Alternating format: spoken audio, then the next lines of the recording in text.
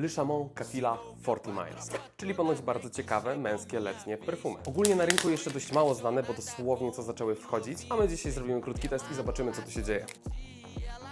No fajnie się to otwiera, nie powiem. Ale ładny flakon! Dobra, opakowanie jest naprawdę bardzo ładne, ale ten flakon testujemy. Bardzo fajny atomizer. Jednym słowem faktycznie jest to męski i świeży zapach. Czuję tutaj na pewno bardzo dużą ilość przypraw i owoców. Zapach jest bardzo letni właśnie przez tego ananasa oraz bergamotka.